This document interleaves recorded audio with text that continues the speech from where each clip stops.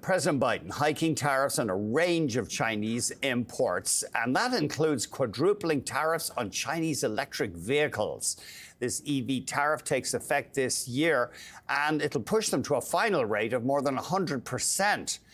Meanwhile, Canada is pushing full ahead to get to a 100% zero-emission vehicle sales target by 2035. Our guest says Canada will not be able to get to that target without including Chinese EVs in the mix. And that arguably puts us on a different path from the US. We're joined by Ian Lee, management professor at the Sprott School of Business at Carleton University. Thanks very much for coming on the show. My pleasure, Andy. It's a hot topic, isn't it? Consumers, we here in Canada, and in the States, we could be getting these very attractive-looking Chinese electric vehicles, but we'll have to pay through the nose, or certainly American consumers will, to get them. You're right. And the backstory here, which is fascinating, and I've been teaching in China every year in an MBA program in Shanghai since 1997. The Chinese government, it's not a secret, have bet the farm on EVs, on electric vehicles. And they got there way ahead of Canada or the United States. I mention that because the government of Canada said in subsidizing the battery plants, we were going to get first mover advantage. We do not have first mover advantage. The Chinese are so far ahead of everybody. And the IEA report just released shows they have 60% world market share of EVs. They are so far ahead of the US and Canada, it's not funny. And that's why President Biden quintupled or quadrupled the tariffs on EVs to protect American manufacturing. Will this be politically sustainable?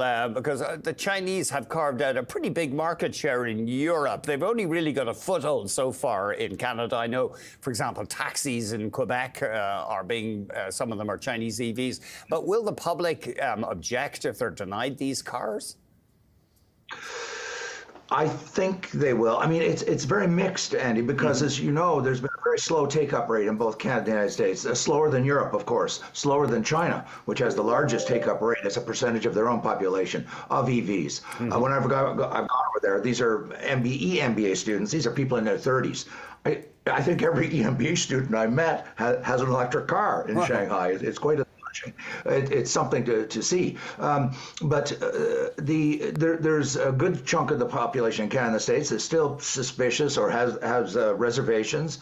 But then there's others who want them because they're very committed to the environment. And so if Canada was to follow suit, and put tariffs on, it would make the EVs unaffordable for most people, except for perhaps the top 20% of the population. And so I think that there's going to be a political blowback if they went down that road.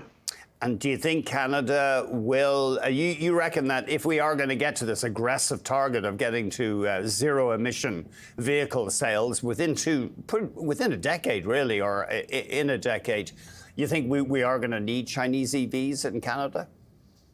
Oh, I think so. And I'm not just saying that, Eddie. I mean, I spend all my time just reading endless reports, StatsCan reports, U.S. government reports, industry reports. And I haven't found a consensus outside of the government of Canada that says we can get to 100% EVs by 2035 through just the North American industry. So something's got to give.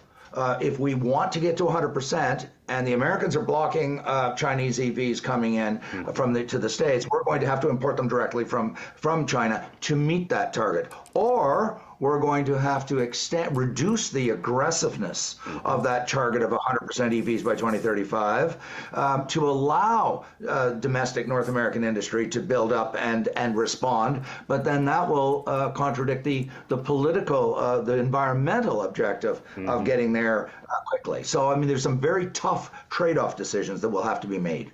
It is interesting, isn't it? As far as I know, the Chinese cars generally adhere to European standards, technical standards, not North American standards. So presumably the Chinese will be loath to put out, adjust the models just for the Canadian market.